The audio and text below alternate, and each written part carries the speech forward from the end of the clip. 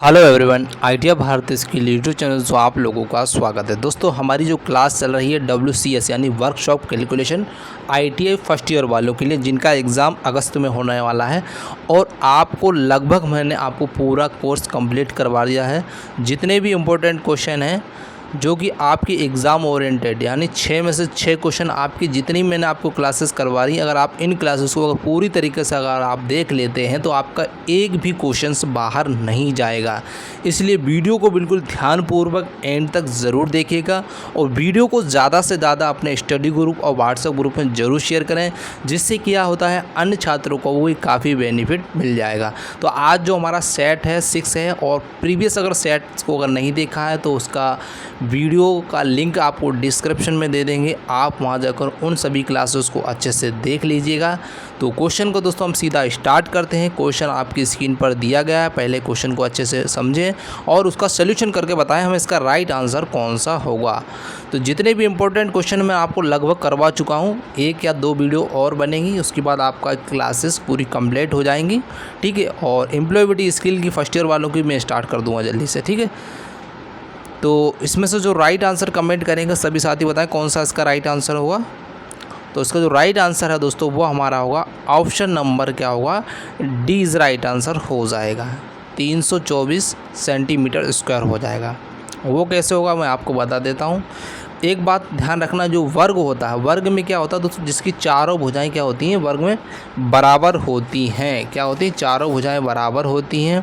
और इसमें क्या होता है, जो चारों की चारों कोण कैसे होते हैं, 90 डिग्री के होते हैं। ये वाला एंगल हुआ, ये वाला एंगल यहाँ पर देख सकते हैं इसका, ये चारों एंगल कैसे होते हैं, 90 डिग्री के होते हैं। और दोनों जो विकर्ण हैं वो समान होते हैं और इसकी जो भुजाएँ हैं, चारों भुजाएँ एक जैसी होती हैं। तो इसलिए जो इसका जो क्षेत्रफल होता है ना, क्षेत्रफल बराबर होता है हमारा ए स्क्वायर होता है।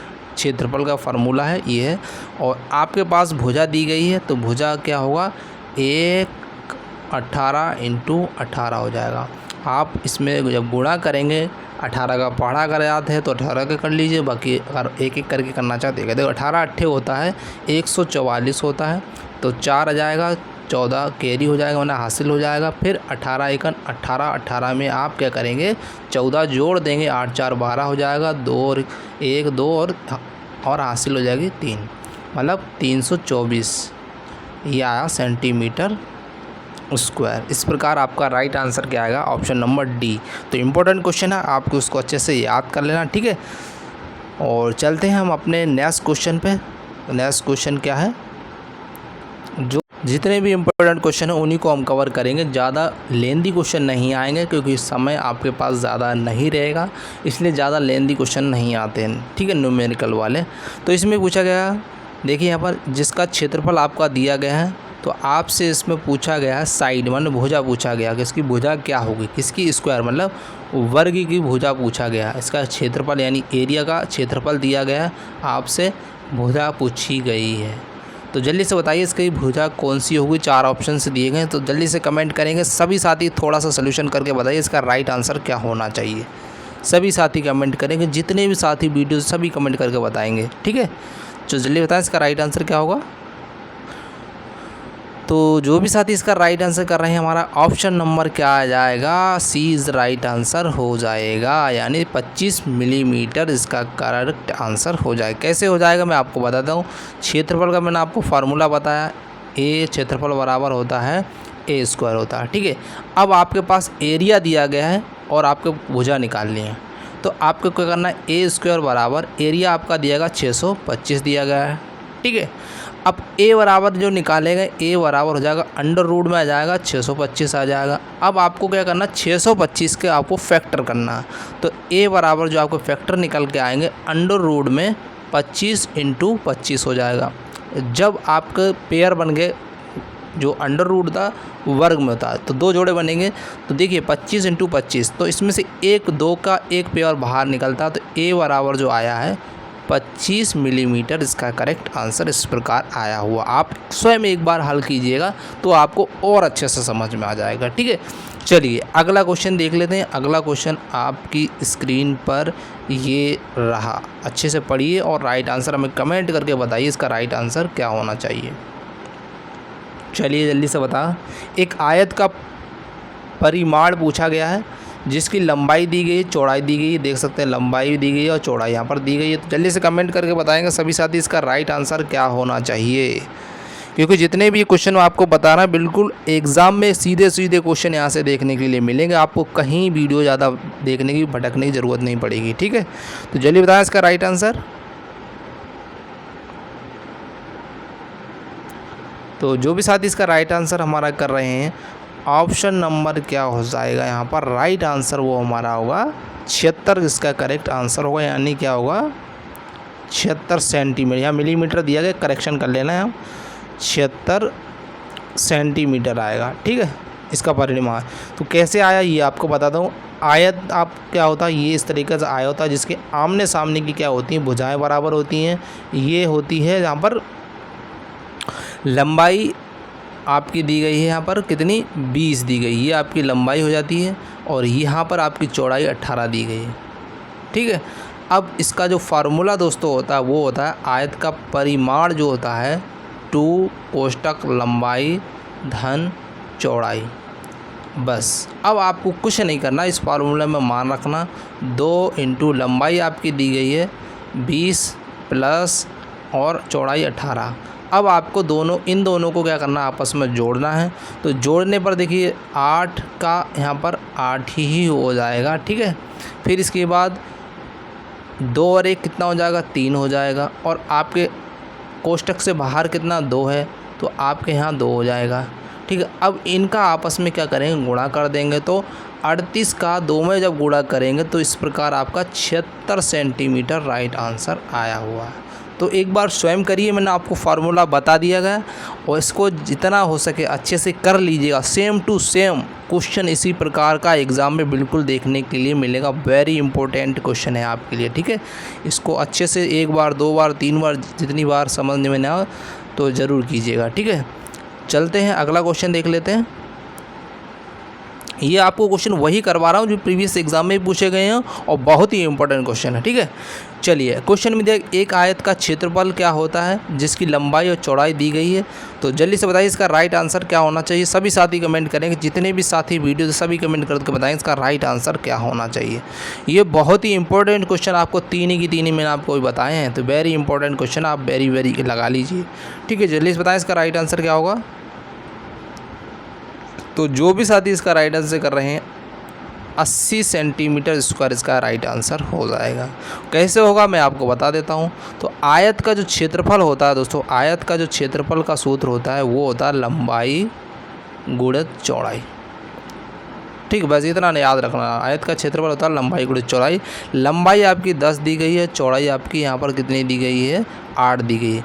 इन दोनों का आपस में गुणा करेंगे 10 8 80 सेंटीमीटर स्क्वायर में आएगा। हमेशा क्षेत्रफल सेंटीमीटर स्क्वायर में आता है। ठीक है, इसको आप नोट कर लीजिए और एक बार स्वयं लगाना। ठीक है, तो चलते हैं हम अगला क्वेश्चन देख लेते हैं। अगले क्वेश्चन में क्या बात की गई है उसको अच्छे से देखेंगे, फिर उसको हल करेंगे। ठीक है, चलिए यहाँ पर आ गया अगला क्वेश्चन आपकी स्क्रीन पर।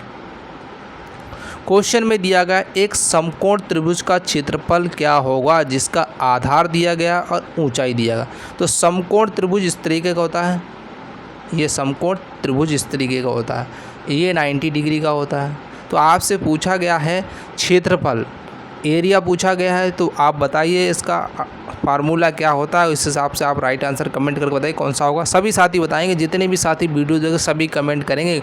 जितने भी ये क्वेश्चन करवाए देखना, आपकी एग्ज़ाम में सीधा यहीं से क्वेश्चन देखने के लिए मिलेगा। अगर फिर बाद में पछताओगे कि मैंने बताया नहीं और आपने किया नहीं। ठीक है, तो जल्दी बताइए इसका राइट आंसर क्या होगा। तो जो भी साथी इसका राइट आंसर कर रहे हैं, हमारा ऑप्शन नंबर क्या हो जाएगा, हमारा 25 इसका करेक्ट आंसर हो जाए, यानी ऑप्शन नंबर 20 राइट आंसर हो जाएगा। कैसे होगा मैं आपको बता देता हूँ।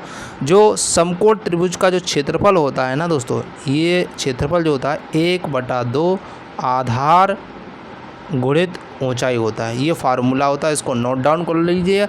इसके अंक बदल सकते हैं लेकिन फार्मूला यही रहेगा। ठीक है, 1/2 आधार का यहाँ पर मान दिया गया 10, यानी 10 का इंटू कर दीजिएगा, और ऊंचाई आपकी दी गई 5।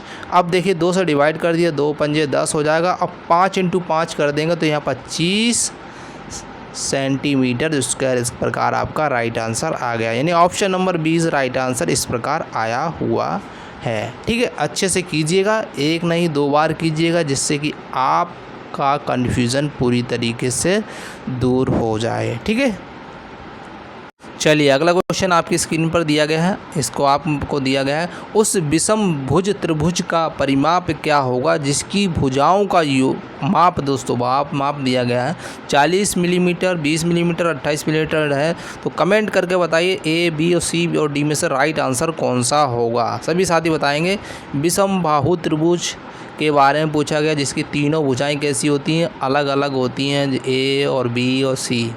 ठीक है, तीनों भुजाएं अलग अलग हैं, तो आपको बताना है परिमाप क्या होगा इसका। जल्दी से कमेंट करें, सभी साथी कमेंट करेंगे जितने भी साथी वीडियो देख रहे हैं।